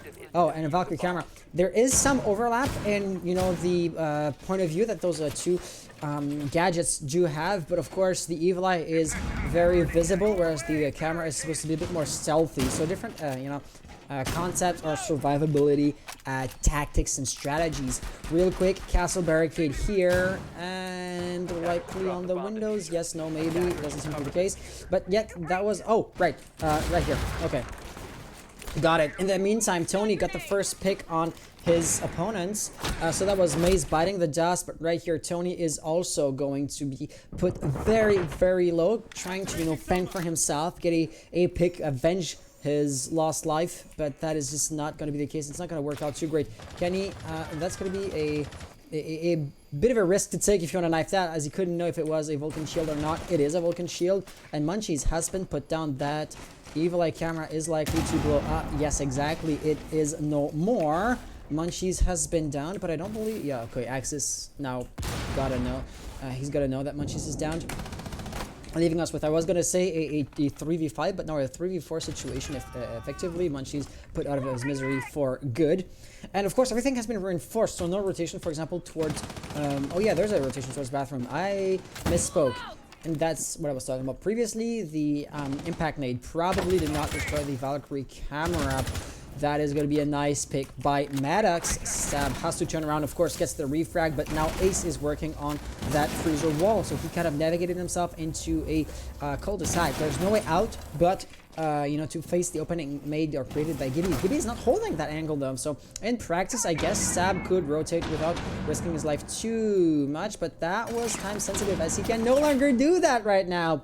There is also still a silhouette on the roof, so presumably looking over skylight right there. Oh, that was a poor throw though. Oh, the Evil Eye hasn't even been destroyed. Unfortunate. Right here, Ace and Gibby trading fire. Ace losing a lot more health than his opponent, actually falling down, leaving us with a 3v1 situation. And I didn't even have time to switch POVs. Stab was already dead. There you have it. Okay, yeah, let me just prepare the replays. Then, because real quickly, I saw the message in chat. Sarah is saying, who's a member of LFO? My mate wants to speak to them after this match. Yeah, alright, any member of LFO? Yeah, so Sarah's Ace. Ace is a member of LFO. Just... Oh, no, just undo the caps lock. Is the LFO captain, strip unknown, send org, might be interested in picking you guys up. And Sarah's, by the way, exclamation mark MC, I am unfamiliar with this command. I'm not sure what it's supposed to give for a response. You know, the standards, I'm not too well versed in those things, which is unfortunate because I've been streaming for a long time and still don't know, you know, too much about what the stream expects a bot to behave like. But you know, the overarching theme is let me know what it's supposed to be displaying or responding, and I will then make sure to create a command that will feed the intel or the information you were looking for. Yep, so that was an unfortunate failure and a somewhat decisive one, since yeah, it was a 3v1, or let's say 3-0 if you want to count the number of players alive at the end of the round. And so therefore you couldn't agree or you couldn't argue that LFO barely lost the round, or that MishMash won it by a lucky coin flip, right? Lucky wallbang, the one drone that didn't drone one dead angle, you know, that kind of small mistakes is not the reason why LFO lost the last round. Therefore, if they want to, you know, turn this into a victory this time around, they're gonna have to get better results, or they're gonna have to outdo themselves. Of course, advantage of surprise has been lost since LFO kind of did the same thing. They went for the same defensive setup as last time. Few differences here and there. For example, Valkyrie and Maestro are not going to be present. So you know, utility-wise, it's going to be slightly different. Chief, for example, with the mute jammers, can limit the amount of intel attackers can take on them. Oh, that's going to be interesting. Gibby's going to be losing some amount of health when she's also lost a pretty significant amount. You know, nothing major, but you cannot also say that he just lost a slither, right? Right here, that punch hole is going to be obvious for any attacker coming in. You can only hope that his reaction time is on point. Right here, luckily for him, he was no longer behind said punch hole. And that was Kenny just blowing up the castle barricade and getting a kill on said castle. Stab gets an immediate refrag or vengeance more than anything else on Maddox, keeping this, you know, tied to 4-4 this time around. Attackers, of course, still funneling in. There's the one silhouette over there. That is going to be Maze trying to get the kill on, yeah, it was Gibby, right? But no, that's not going to work out too great. 3v3, you know, another trade has happened elsewhere, which we didn't quite get to see. Chief for the time being is holding down the white corridor. Stab right here, and the last one is Maze. Their default cam still up. Let's not underline or let's not underestimate that. At that point, if the camera hasn't been destroyed, MishMash probably forgot about it. So I would say it's fairly likely that the cam stays up for the rest of the round, basically. With 1 minute to go, there's still no easy or obvious way to push into OBJ. So somebody will have to die. MishMash will have to create an opening, as LFO aren't presenting them any. Let's see exactly how or if this is going to happen. For example, Freezer is going to be probed, and I believe Stab was in Freezer. Like, he rotated out still fairly close to it. But if he was to turn around, because Axis, you know, is of course making noise and everything, that could be dangerous, as it would create, you know, an opening flank. But Stab, alas, did not turn around. quite exposed, gotta say. But for the time being, 20 seconds on the clock. This is going to be quite interesting. 15 seconds, they're gonna have to rush in. Oh, Ash right there, there's a pair of feet, and that is gonna be Stab losing a lot of health. Out of ammo, but the air jab is gonna save them! Oh, or, be the end of Stab, depending on how you want to look at it. Maze right here is gonna have to try to deny the plant, but no, you should have destroyed the desk a bit more. Of course, Tony right here is not going to peek more than he has to, and that is Gibby losing his life. So, Tony, last player alive in a 1v2 situation, has the absolute advantage of being on the roof itself. So one will have to defuse, whereas the other protects his teammate, and it is gonna work out. Maze basically winning the round. For his team, MishMash Gaming are no longer going to be in the lead. A 1-2-1 scoreline, still tied. It can absolutely go both ways. But so far, it looks like LFO will not be, just destroyed or demolished as bad as they were last game. They could even maybe win this. It's a bit early to, make a statement or to predict the outcome of the map as a whole. We are, after all, only 2 rounds in. But so far, it is looking really, really better for LFO compared to last game. Day and night. Map count. Map count is 1-2-0, and you got it. Well, technically, the map count is like displayed at the bar, and the bar at the top of the game, at the top of the screen. We're in the replays right now, so it is a different view. But there are these rectangles next to each team's logos and flags. And MishMash has one golden rectangle, or one rectangle has been filled in, whereas every other rectangle is still basically blank, if I can put it that way. And that's like the amount of maps won. Like, real quick, the gold and then the black thing. Whenever 2 maps have been won, of course, in the context of a best of 3, it is going to mean, match victory. Yeah, MishMash have 1 point so far. LFO, unfortunately, have not. Okay, still reading chats. MishMash saying, OnlyFans, best org ever. Sirs are rights, can't compete. LMO can't wait for the rematch. Yeah, MishMash. 5 seconds to insert. The org is better. That's what you were talking about when you said the org is better than the app. Yeah, I gotta say, OnlyFans GG, that is a curious name, if I do say so myself. Might give you a chance on the rematch because you said that. We won't want chances. But I gotta say, both teams... I would be personally extremely surprised if one of you didn't make it to the playoffs. So in my mind, it makes there's no hesitation or no doubt whatsoever that you're gonna play against each other again, except maybe if you got both of your teams get eliminated in playoffs when facing against some other team, which is technically possible, I guess. But as to the likelihood of that, it remains to be seen. Munchie's being quite impressive. He was, hiding in the small closet, getting 1 kill, dropping down on the hatch immediately because, of course, a lone roamer, flanked, surrounded, outnumbered, cannot survive for too long. So once the advantage of surprise had been lost, bailing was the only real choice he had. However, it looks like he didn't survive for too long. Stab was the other roamer, and he also bailed pretty quickly. And it's interesting because different teams will have different play styles as far as the roamers are concerned. If the roamer wants to stay anchored down on the top floor, he is likely to stay up there for a bit longer. Likely to die, of course, because he's not fleeing in the face of unsurmountable odds. But Timer is the defender's ally after all. Right here, Munchie's decided to remain mobile, so he wasn't looking for a strong angle to hold or a strong line, to use his advantage. So his rotation, unfortunately for him, has been cut off. MishMash were able to take him out of the picture pretty quickly. For better or for worse, Stab was able to get out of it alive. He wants to come back up. I do hear an air jab, so he's gonna have to be extremely careful. Oh, it's over there. He saw it. There's also a drone right there holding flank watch. So yeah, that is not going to be possible. Kenny and Axis both turning around. Gibby losing some amount of health. Nothing too major. It seems like it was a nitro cell stuck to the ceiling. And I couldn't tell you which openings have been made by the sledgehammer and which have been made due to explosives. So yeah, playing the detective works, retracing what happened there is not going to be too easy. Kenny has been put down. Of course, famously, the players do not have points on their screen, so if you down but not out somebody through the wall or through the ceiling here, you're not going to be notified of that, and of course that allows Kenny to be revived.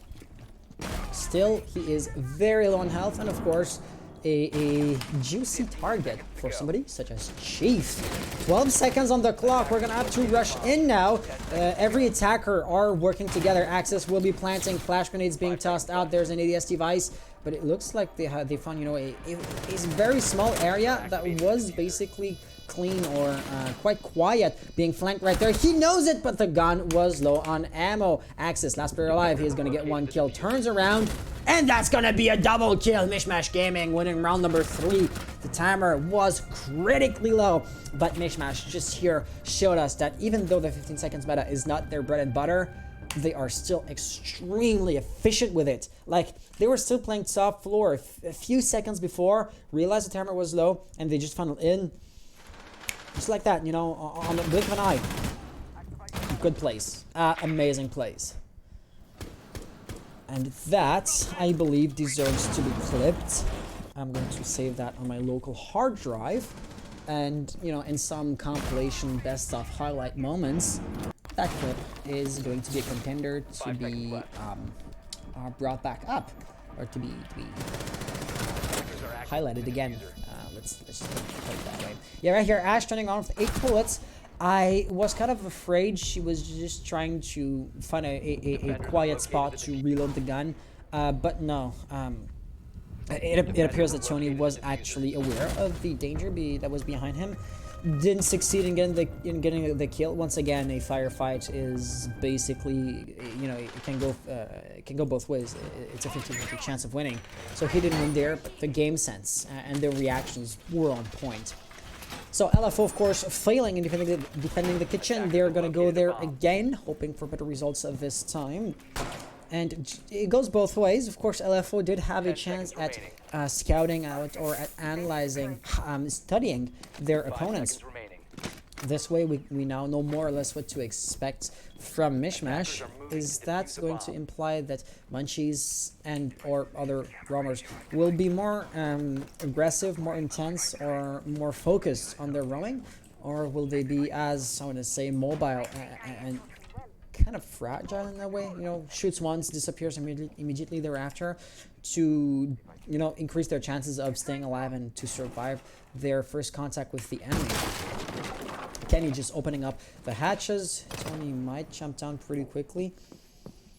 Drones, of course, are preceding the attackers, so we're not jumping in blind, but yeah, that's an aggressive insertion made right here. Stab by Cocktail Lounge. There is going to be Munchies and washrooms. Washrooms, of course, has no rotations. Wall bangs are already erupting. Nobody is being hit, but, of course, that is first contact being made. The wallbang game is a game of luck, and neither team here is going to be particularly lucky. That drone did not spot him out, and that is going to be a first kill. Turns around, that is a mistake, though.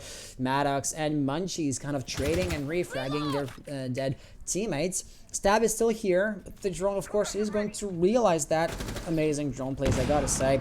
Flash grenades, yeah, that couldn't have been an Ella Grismont mine, and yet, for some reason, Stab wasn't concussed. So I don't know exactly how or exactly that happened. But still, just like last time, Munchie's getting a kill, not getting out of it alive though. 4v4 situation. I mean, if it was, for example, to be the lucky kill on Sledge, it would greatly reduce vertical capabilities for the attackers. I mean, Maddox still has 2 impact nades and 3 breaching charges, so nothing too major there. He can still make a number on that roof, on that ceiling, on that floor, depending on which, you know, floor you're looking at, or from which floor you're looking at the situation. I don't know, English is weird. Still, Access is gonna get another frag. Ace thus bites the dust, leaving us with a 2v3 situation. Unfortunately, it is going to be fairly similar to last round in the sense that LFO do have a strong control on bomb site. Therefore, getting the diffuser planted in a heartbeat doesn't seem too likely. And yet again, there's the same kind of odd behavior from the game. Maddox's concussion, they blew up mid-air, so it was, you know, close to, in that instance, Maze. But it didn't concuss him, so I don't know what to make of that. Still, Chief right here, last for alive, 1v3 situation. Hatch above him is dangerous, and he is playing a dangerous game and wins a dangerous prize. Maddox, I mean, if the shotgun was up and ready to go, Maddox may have died before his feet even touched the ground, but then eventually the surprise would have been lost, and the attackers, you know, coming in through Ace's opening would probably have known where to pre-fire. So yeah, hopeless situation has a predictable and logical outcome. So, MishMash Gaming now with a 3-1 lead. Once again, it is the easier side is kind of defense here, and this, unlike last game, or unlike last map, should I say, is LFO's map. So, yeah,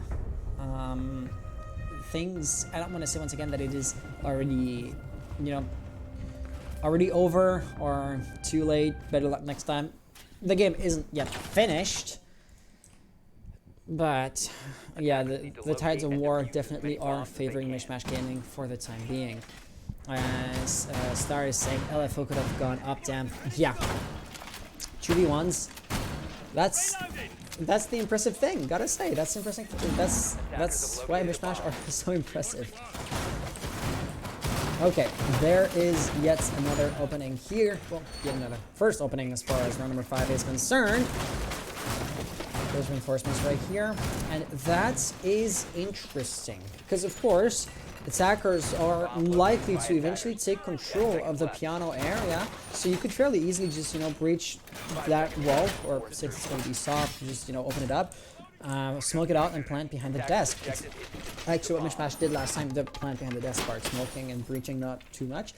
And this is why I, as a defender, usually do plan on reinforcing or on keeping those walls as protected as possible, to put it that way. That is not going to be LFO's plan or intention. Let's see if their game sense is better than mine. Probably is. I'm casting, not playing. There's a reason for that. 2 drones being tossed out. Was it a misclick? Yeah, it probably was. Ash, Red Tony right here, already probing if there wasn't any, say, Jaeger DSLSs, but Bandit batteries, they would be dealt with, but there's none of that. Of course, Bandit isn't on today's composition, but it was. Still, there was no jammer there. And that fire is going to keep Maze pinned down. So, I mean, Tony could have just repelled through the window.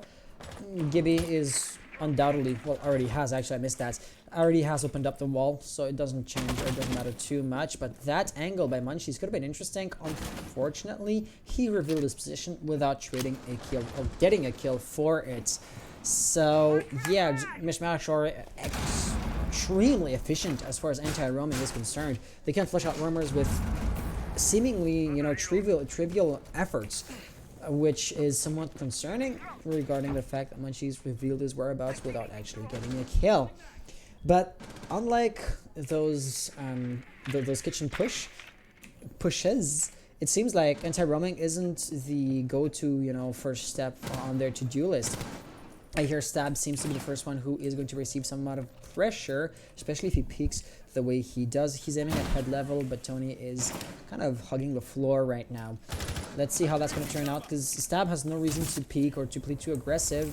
Ace is opening up both walls, so he is now in very hot waters. I wanted to pick Tony's POV, I didn't quite get that. Misclick, Butterfingers. Stab gets a double kill, which will unfortunately miss.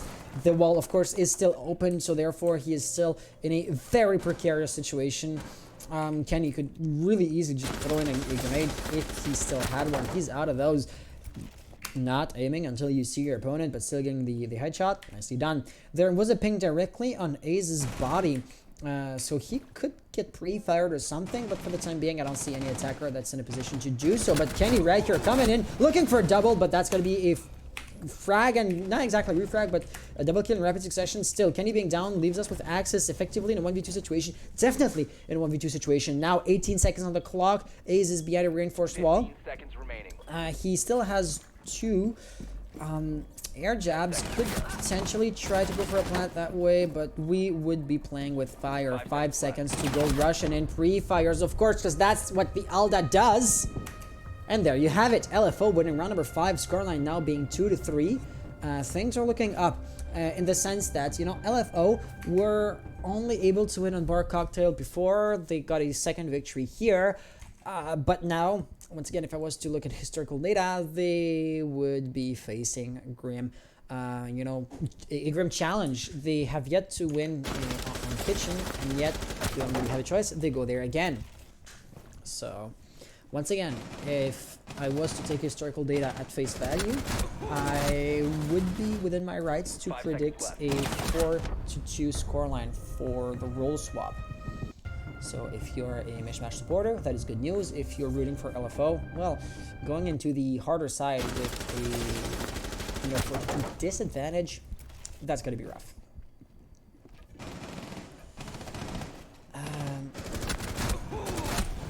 Okay, Logic Hound and or do a 3-2-1 push together.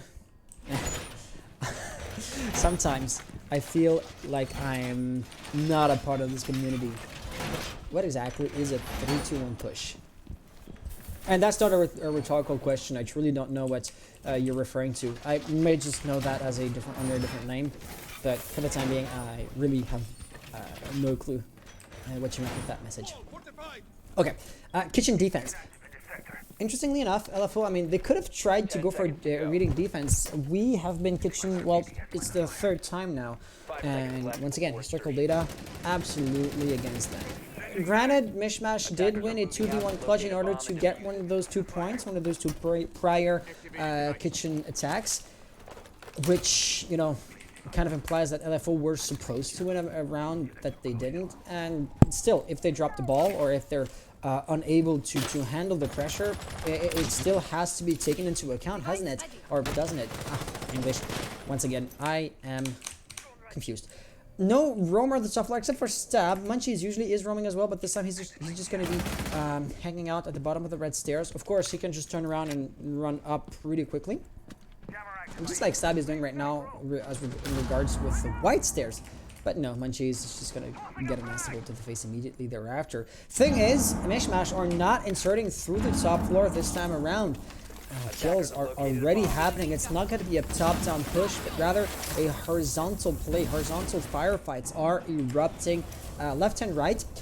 Chief here in the kitchen cooking, and Maze also is, oh, that tiny little headpiece can be dangerous. So what I really do want to underline is that Stab, for the time being, is like roaming at the top floor, but since there's no attacker on the top floor, he is not contributing to the defense, which artificially creates a 1v4 situation for Chief, who just has to fend off the attacker's pressure on his lonesome. So it's not too early. Stab is back. You know, the cavalry has arrived, to put it that way. That rotation is never going to work, especially if you're drowned out. Stab thus has to just pick off where his teammate left. He's going to lose roughly half of his health. Still going strong, but, you know, he's reaching his breaking point, and there you have it. Gibby is going to get the kill. MishMash Gaming winning round number 6. The 42 split I predicted ended up happening. There you have it. Yeah, so it looks like, or if I was to make a prediction, that game might not last for too much longer. I am very curious, or very excited to see what LFO have to present, or what they can bring to the table once they're going to be attacking. Because as always, once you do have a role swap, well, from that point on, the team can be surprising, because that's a different play style, and that might be, you know, an ace hidden up your sleeve. It has to be shown that they have, you know, such a hypothetical ace available to them. And I'm not talking about the operator ace. You guys get what I was talking about. But, you know, the opposite also holds true. MishMash may be, you know, leagues ahead as far as their defensive setup compared to their offensive capabilities. Axis with Castle. that is precautions being taken that, for example, LFO didn't take. Their castle plays, because they also brought that operator to the table, were different. Yeah, some kind of a little glitch there, or a slight delay before the barricade has been put up. And there you have it. Okay, this is really a typical play for them. So, access right here with a castle barricade here and there. A Vulcan shield, and if I was to, you know, remember what MishMash's habits are, Gibby with smoke would then be playing behind said Vulcan shield. Of course, there's an ADS device because Vulcan shield goes boom, and that's not too pleasant for the defender if somebody is crouched behind the boom shield. Yeah, I'm not gonna be using BB words again. But yeah, so the idea being, of course, you are, or he can quite easily funnel the attackers into a choke point, being, you know, the top of the red stairs. You know, toxic babes are annoying. If you can also blow a shield while bailing out, that's another little nice to have. However, LFO repelling on the wall, every single last one of them. I was almost supposing they were going to play from the windows rather than play from the hatches because, yeah, they were synchronized as far as, you know, the rappel game was concerned. But that was just a temporary phenomenon. So, yeah, this is exactly where Gibby comes into play, using, or likely to use the Toxic Babes quite early. So, not exactly keeping them for planting IL purposes, but playing for time is absolutely a viable strategy. Let's see exactly.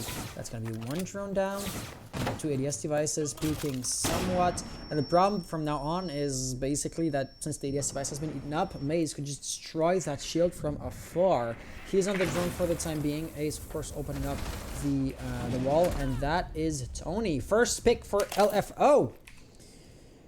So yeah, LFO, they may have a disadvantage, a decent disadvantage, not overwhelming, not hopeless, but still not to be underestimated. They're still not, you know, lost or anything like that, and their morale is still going very strong. Kenny here receiving fire, barely, you know, barely avoiding having his brains tickled by, you know, some leaden objects. And right there, that's a wallbang if I ever saw one. Gibby has died. Of course, he was staying alive thanks only, that's Maddox actually getting killed, alive thanks only to the castle barricades, because of course once the attackers, actually that castle barricade is still up. How did he die in a face-to-face firefight then? Did we have a roamer on the first floor? Because something blew up, and I don't believe it was a grenade from, well, Ace doesn't have them, and I don't believe Maze used an impact nade like on the floor just like that. Okay, Axis right here holding on to White's corridor. Somebody is somewhat likely to peek him. Maze right there, but for the time being, it looks like he is probing Freezer more than anything else. Of course, you still want to be covering your flanks and all that good stuff, so Axis has to stay there. But I don't exactly expect him to be pushed, and that is going to be Kenny attempting something half aggressive, not committing too much to it. 13 seconds on the clock. Pre-fires are going to work. Frag and refrag situation, but Axis is now behind him. Diffuser likely to get planted in short order, and of course, oh no, Axis doesn't seem to know where it's being planted from. Yeah, he figured it out just in time, if I do say so myself. So, MishMash Gaming now leading 5-1. That split, 5-2, sorry. That split is the exact same as we saw before. And just like before on Argon, I don't expect LFO will come back from that. But the good news is I don't see them like giving up, or I don't see their morale shattering. It is quite obvious sometimes teams just are fed up with the game. They think to themselves, okay, there's no way we can win this. Why are we even like still trying? And you know, when players are tilting, arguing amongst each other, it's more common in rank than in comp, granted. But low-level comp teams can absolutely display those behaviors. But so far, from the outside perspective that we have, I don't think LFO currently are exhibiting said behavior. So that is good news. But what is not good news, I'm repeating myself, a 5-2 split, that's a lot to ask for LFO. Let's see how exactly this is going to pan out. Yeah, MishMash are different than LFO in that regards. Their secondary bomb set is truly reading. once or twice, or the first times I saw MishMash defending here, I said, okay, so I think they're playing a mind game. LFO are likely to believe they're going to be attacking the kitchen area, therefore they bring in a composition that is tailor-made to attack the kitchen, and now they have to kind of make do. But it's not that MishMash are kind of hurting themselves and going in a quote-unquote weaker bomb site in hopes of hurting their opponents more than they're hurting themselves. It really is that their strategies are better here than on the first floor. And I gotta say, this bomb site, I believe the guy's name I'm referring to, or I'm going to refer to, is Reaper on YouTube. He's an excellent analyst. If you look him up, like he is going to break down attacks, defenses, angles, meta strategies, how different operators interact with each other. Amazing analytical mind. He's an amazing analyst. I'm just gonna phrase it that way. And he argues that reading is actually the strongest bomb site on the entire map. So at the end of the day, most people wouldn't agree with him. Maybe it's just because they don't have good enough strategies to make it work or that kind of stuff. What I'm getting at is, simply put, strategies are everything. If you're on a strong bomb site but you don't know how to hold it, it is worthless to you. I'd much rather see a team pick a weaker bomb site with a better and more refined strategy. Okay, Tony right here playing a dangerous game.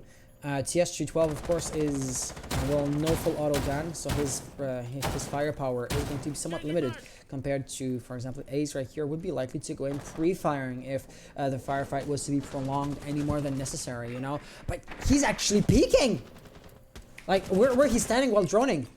His head is visible from the skylights, I believe. Taking huge risks. Tony is not going to peek that without knowing that there is a vulnerable opponent on the skylight, so it is not going to turn on and bite him in the butt.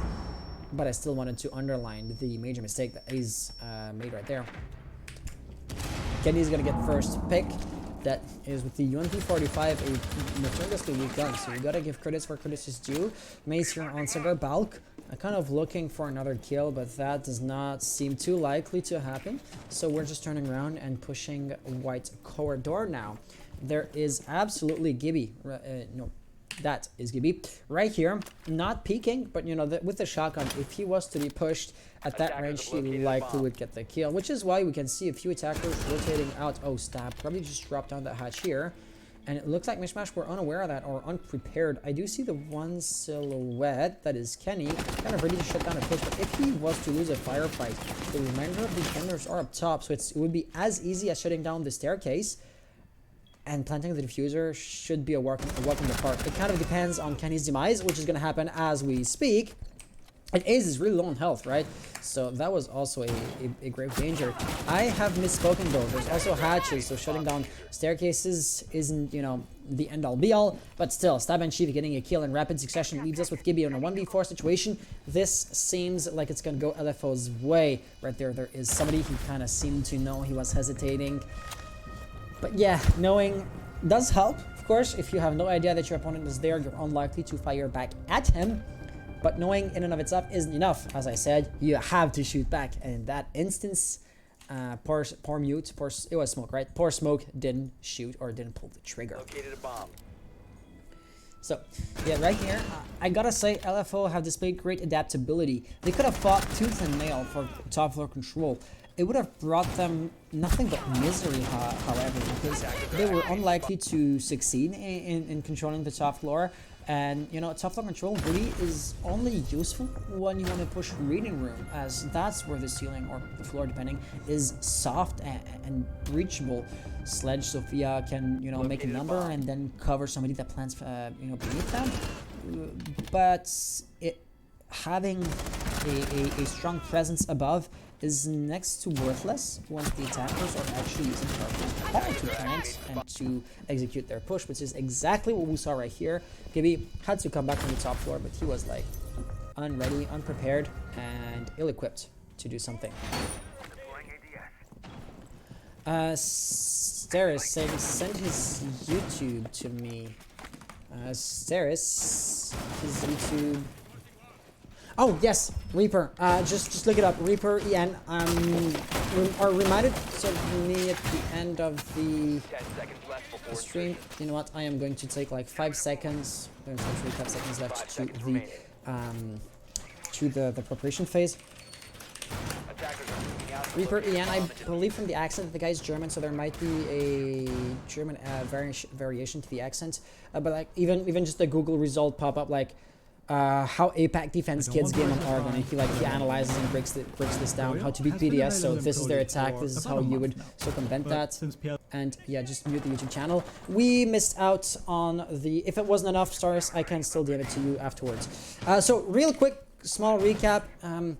Vulcan shield there, no smoke here unlike last time. OBJ is not on the top floor, so that's why it's basically a repetition of what we saw before, trying just to not repeat the same mistakes as last round. Gibby and Tony are defending here.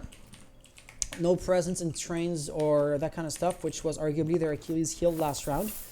And yeah, I think for a quick summary, this about covers it. Axis is roaming on the first floor. I don't think he was doing that before.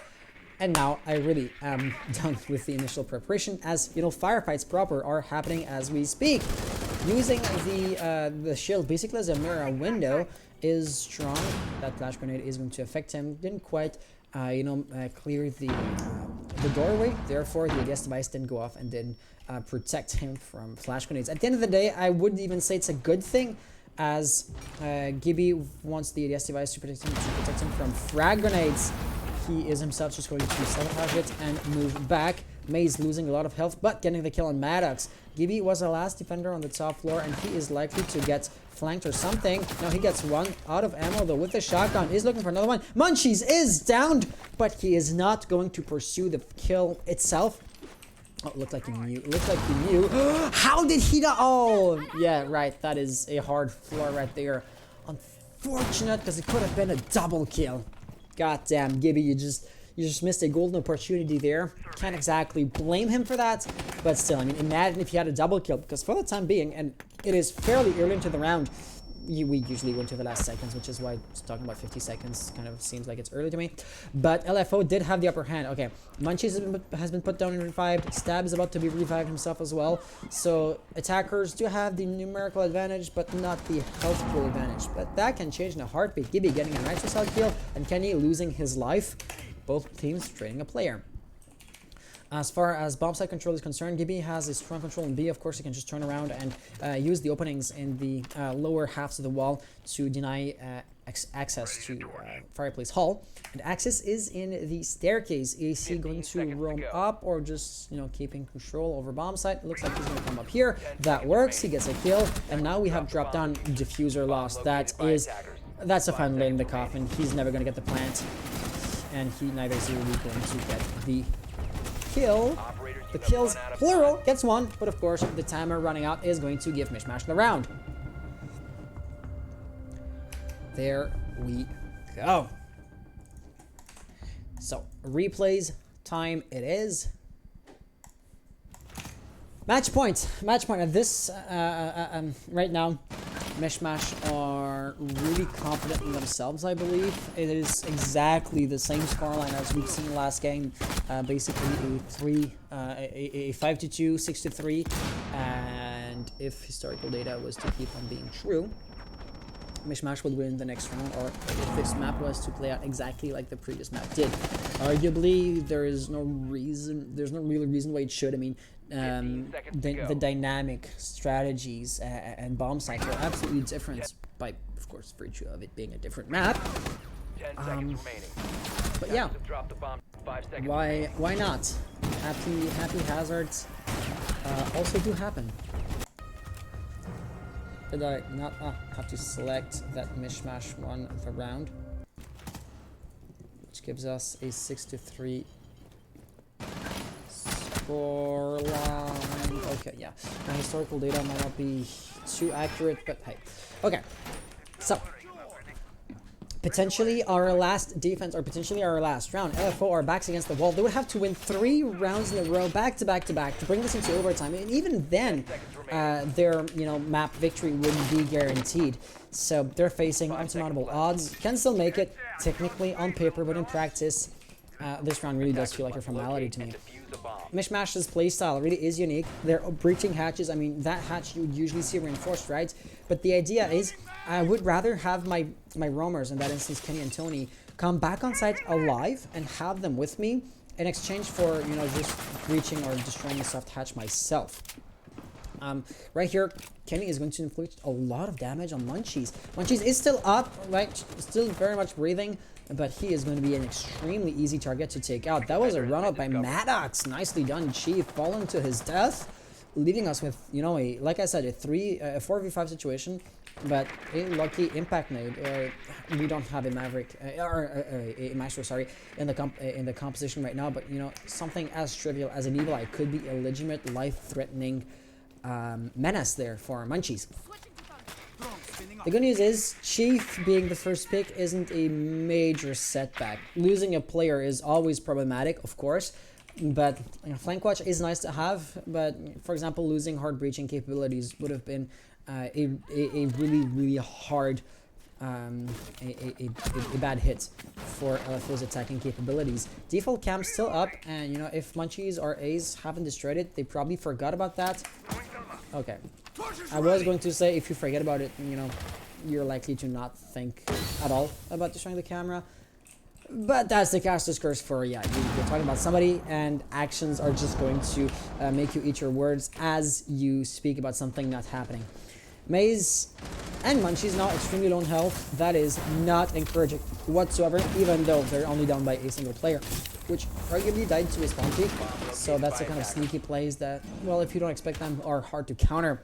Maddox getting a nice kill. Ace was able to breach, holding a cross angle, but of course, if he doesn't get peeked, he is not going to get any kills through that, which will in turn force him to keep on pushing forward, which will be very hard to succeed in. I am missing every single kill, and that's annoying me. Ace right here, like he's afraid for his flank, so he cannot commit to a push. He's not in the right state of mind to do that. God damn it. Stab, as I was going to swap POVs. He dies in trying to come down the red stairs, leaving us with A's last player alive. Defenders on bomb site. There's Gibby right here. Tony is slowly flanking, but he's working like very slowly. He's not going to get the kill anytime soon, except if Ace comes back, and now said Vigil could be a legit threat. And you can see the real problem is only the presence or the idea of Tony is dangerous enough. He couldn't commit to a push, had to watch his flank, and he just ended up not doing anything, which led to Gibby then getting an extremely basic kill, if I can put it that way. And there you have it, MishMash Gaming winning 7-3, both maps. So yeah, that was exactly what I said was going to happen. For some reason, these operators look, or these rounds look exactly, or these maps look exactly the same. Okay, yes, so I will be just congratulating MishMash for their victory. So Steris Ace is the team leader. He was in chat, was being tagged and everything. And if not, he is likely to see the stream. If he doesn't, I will poke him for you. So congratulations, MishMash. Do you guys want to go for an interview? I suppose Kenny would be the interviewee. Yeah. That is awesome. Yeah, I can do it. DM me on Gilded, and I'll call you there, please. Sounds good. In the meantime, let's also just enter in the scores. 3 points here, 7 there. Just rinse and repeat. And restart the chat as here. I don't want to like resubmit scores. They're good as is. Please send your MOS files. There we go. And he DM'd me, Kenny. Let's call him and pick his brain. Also, let's just tag the map as being finished, as MishMash have earned their second point here. Hey, Kenny, how are you doing? I'm doing good. How are you? I am also doing good, though I imagine you're doing better than me. After all, you just like won 2 maps with a pretty significant lead, right? You could argue that you won the map due to any random, like, say, drone that didn't drone a dead angle or lucky wallbang. It was pretty decisive, and therefore you absolutely earned it through sheer skill power and that kind of stuff. So congratulations. You chose to start on attack on both maps. Well, on the one map which you picked, this one actually, right? And I would consider that the defense is somewhat easier on Cafe. So my first question to you would be, why purposefully pick the quote-unquote harder side there? That is a good question. We feel like our playstyle is more attacker-sided than it is defender-sided, just as a Okay. team. If you look back at like our past game against was it OnlyFans, we did a lot better Yeah. on our attacks than we did on defense. That is true, yeah. And then a lot of our game is off intel, so we've been trying some different strats out. So we haven't really found exactly what we want to do, especially on Cafe. So we figured we go on attack, try and get a lead, try and get the momentum going, and then go into the defense. Try and win the first couple rounds and squeak by, and that's what we did. And also, I kind of feel like I have to congratulate you for, was it round number 3, round number 4, where you were able to pull off like the 2v, I think it was not you, you were like the second to last alive, the 2v1 clutch on Kitchen, where you pushed in through the freezer with like 15 seconds remaining on the clock. That's You right. were Ash, right? You were turned around, you died there, but I mean, I didn't even feel the timer running low because you were still being quite, not passive, but slow and methodical. 15 seconds left, you just jump into action and you get the diffuser planted like that, as if it was trivially easy. So congratulations on that front, because that really does show, like you said, that your attacks are on point. You kind of master every single aspect of it. Like your droning playstyle is extremely efficient. Like there's no way a roamer survives you guys. To put it that way. And when it comes time to attacking the objective, you're not breaking a sweat either. You want to talk about like exactly how you break down your attacks, because you're playing with fire when letting the timer run down so low. It worked, admittedly, but it's still an inherently risky playstyle, isn't it? Yeah, I think that we could have been a lot better on the droning. There were a couple of rounds where we let our entry Maddox get killed off of somebody hiding in a corner, Yeah. or just little things like that. And then our top floor takes were taking kind of long, but they were playing pretty aggressive top floor, so we kind of knew that late round it was gonna, like, especially on Kitchen, it was gonna come down to last 20 seconds. They got some lucky, I don't want to say lucky C4s, but they got some C4 kills on us, which was also unfortunate. But we kind of have the idea of who needs to watch what when we go for that plant on that Kitchen attack, and really any attack that we do. We know what everybody's supposed to do. And it's just a matter of fact of winning gunfights. But we are more than comfortable planting, even when the clock hits 0. If we're still in plant, as long as everybody's watching what they have to. Yeah, yeah. And the other thing I would like to talk about, like talking about your defenses now, because Cafe seems to me like it's one of the maps where you're extremely, say, comfortable. I mean, you have custom-made strats. I mean, like the default strat where everybody just tries to perfect it or to be better than the other team is not what you're doing. You're coming up with your own things. I mean, for example, the smoke at the top of red stairs with the castle barricades. That's not something I saw before at all, right? But you've displayed the strategy once or twice now, and if it was the quote-unquote best strat ever, everybody would be doing it. You're somewhat reliant on the advantage of surprise to make it work, or that's like in my mind at least. Aren't you scared that you're going to just run it dry by just having it played on stream over and over again? That is also a good point. We have about 3 to 4 different top floor strats that we can play, and a lot of it just depends on how we feel the other team is going to play. Okay. That this game we thought about trying some different strats up top floor, but we felt that they might not be able to handle the utility dump and the coordination that takes to take that certain strat rather than our other ones. And we kind of wanted to play an aggressive play style. And we're still working king style. Like I said, we've changed a couple of different things just from that strat, but it is that specific strat has its base, the smoke playing with the shield with an ADS there and the castles. It's kind of known from Pangu playing that spot, especially in that little cubby. Pangu enjoys playing that with smoke. Yeah. That's kind of where we got the variation from. Gotcha. And I think my last question for you guys would be regarding like your attack styles, but not on the top floor, rather on the first floor, so that being kitchen. I mean, LFO, they won kitchen 3 times. You won their every single shot. I mean, they only were able to win their rounds on the top floor. And you did win by, you know, having a top-down push. So you funnel in through the hatches, flush the roamers, move down, sledge, you know, destroys the floor, and then you plant. We talked about your clutch there, right? But for the very last round, you decided to push horizontally. To some extent, I mean, of course, you don't want to be complacent rather, and predictable. So switching things up always is a good thing. But in practice, I mean, LFO didn't have a good response to that playstyle. They lost their roamers early every single time, and you still won. So, I mean, you having a horizontal push through the bakery area was a right call to make. But was it needed, or why did you decide to switch things up? The first time they went kitchen, I believe they only had 1 roamer, was the Malusi, and she started off, she got the first pick and then dropped down. We ended up refragging her, and then the Jaeger went early after the pick, he left. But then the next round, we noticed that they were playing 2 people top floor, and then they were playing a 3rd person on second floor, which we were still, you know, we still won the gunfights necessary, but when they're putting that much effort to the upstairs hold, we felt that we could cut it in half and play numbers on site and make them uncomfortable to have to rotate down. Which absolutely worked. Yeah, it definitely worked. We could have done it a little bit better, we feel like, but the way that we played it worked out well, and everybody was playing together, which was the important part for that take. Got it.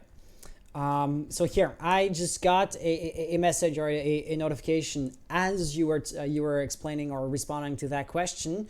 So there was another map or another match ongoing at the same time, and they just finished their first map. So I think I'll be casting their, like, they're waiting for me, I believe, to cast their second match here. So I thought the stream was over, but like, good news or surprise, it is not. And I'm going to consider this as a good surprise. So hey, I'm not going to take any more of your time. I think I've picked your brain enough, and I wouldn't want to like, I mean, drain you of every kind of knowledge, because of course scouting is a factor, and other teams could use those things against you. So I will not be forcing trade secrets out of you, or team secrets, I guess, in that instance. You get the idea. So hey, congratulations for the victory. Thanks for being here, and I hope to see you again next week. So I will just point the 1 or 2 things out. I'm receiving these questions left and right. Regarding the games I'm casting, there is a games calendar channel on Guilded. You know, Discord only has voice and text chats. Guilded, for example, has calendars. And whenever there's a red dot next to the events, I'm casting it. Whenever there's a green dot, I am not. Usually it's simply because a few games are underway at the very same time, and I, of course, can only cover the one.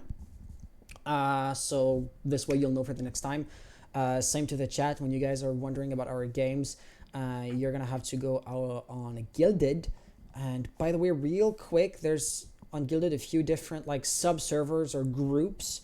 Make sure to pick the very last one at the bottom. This is the tournament group. All right, so Kenny, thank you for having been here. Thank you for your time. Congratulations for the victory, and I hope to see you again next week. Thank you, Hans. Have a good one. All right, see ya.